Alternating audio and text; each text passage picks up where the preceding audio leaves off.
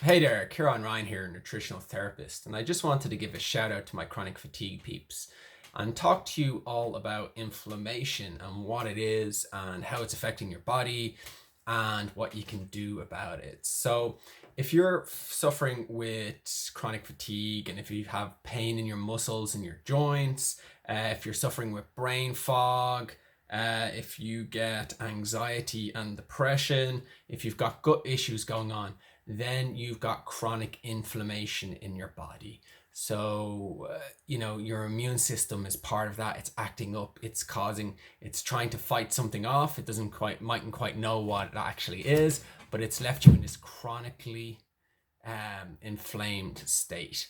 And that leads to, things not working properly in your body. Neurotransmitters aren't working properly in your brain. Your nervous system isn't communicating properly. Your immune system's on high alert, and cells don't communicate properly with each other too, and that all leads to chronic fatigue.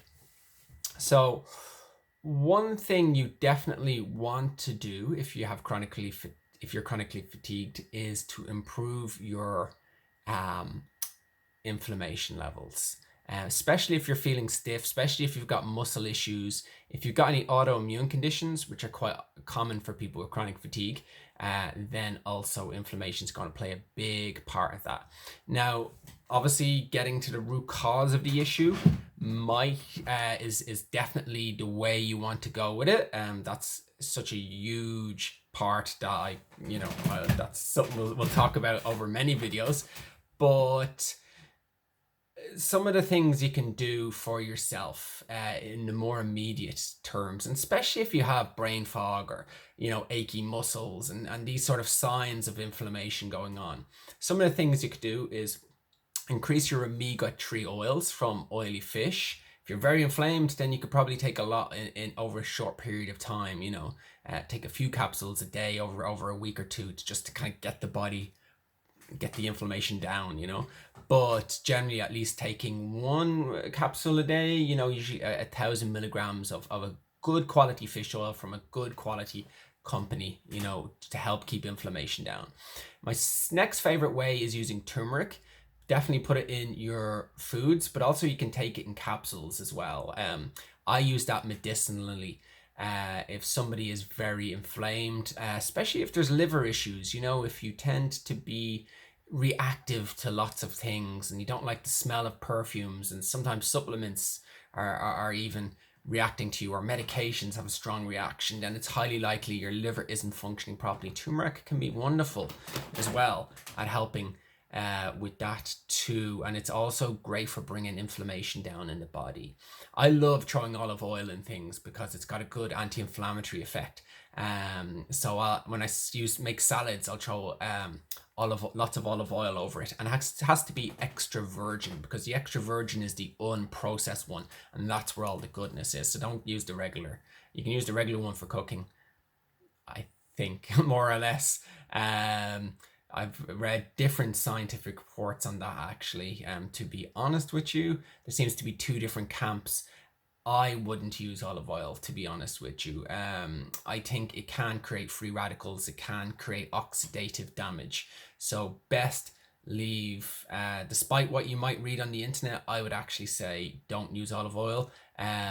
For cooking, use a different oil, like avocado oil is quite resistant. Or any animal fat oil, or if you're particularly vegan, you could use rapeseed oil. That's got a high cooking point. These type of oils, use extra virgin olive oil raw with your salads, or whatever way, and that way you're getting all that goodness. That's very heart protective actually as well, particularly, but a good antioxidant nonetheless. And then just eat more colorful fruits and vegetables. Lots of antioxidants in your diet will help to keep inflammation levels low, and keeping them low is key to you getting better. And when you take a lot of antioxidants and omega-3s and healthy food, and cut out all the processed food, inflammation really comes down in your body. And even if it's something else like Epstein-Barr virus, or that's causing your problems. Doing this is allowing your immune system to come up and become so much stronger to start to overcome that. And it may, in fact, reverse your chronic fatigue, or it may give you the big step up so that you're ready to do something else that reverses it. But in either way, it's a huge step in the right direction. And as I keep saying to people, keep pushing the needle forward in the direction of good health, and you are going to get to where you want to be.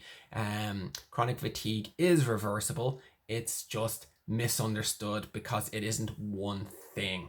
It's multiple things that many people, different issues that people have that are crossing over at one point, and then they're diagnosing it as one disease. But really, when you pull it apart, you find that everyone with chronic fatigue has actually got a different reason for why they have chronic fatigue. And when you understand that reason, you can actually start to do something about it.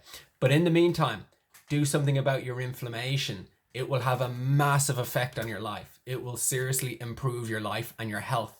One last tip before I go is movement is fantastic for inflammation. Sitting is the new smoking. The research shows that if you're sitting around or lying around all day, which happens when you have chronic fatigue so easily,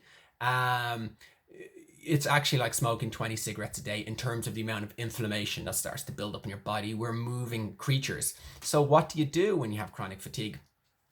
There's lots of gentle movement exercises out there that if you did for 20 minutes or half an hour a day, it wouldn't tax you at all. Things like yin yoga or qigong are absolutely fantastic styles of exercise that are very relaxing. Lots of deep breathing to oxygenate the brain and drive toxins out of the body while moving gently, and you literally feel the stiffness coming out of you as you practice. And especially love qigong for that sort of thing. And they're yoga and qigong are Eastern ancient techniques that are still widely used today, but there's lots of contemporary modern people teaching different movement forms as well, that are really highly beneficial. They won't tax your energy levels, they won't stress your body, but in fact they'll relax your body. They'll allow gentle movement to occur and inflammation levels to come down, which is super important for you getting well and getting back to having great energy again. So that's it for today. Let me know if there's any good tips that you got out there. Let me know. Put a message in and let me know what value you got from that and how and what you'd like to bring into your life. Look forward to talking to you again in the next video. Bye for now.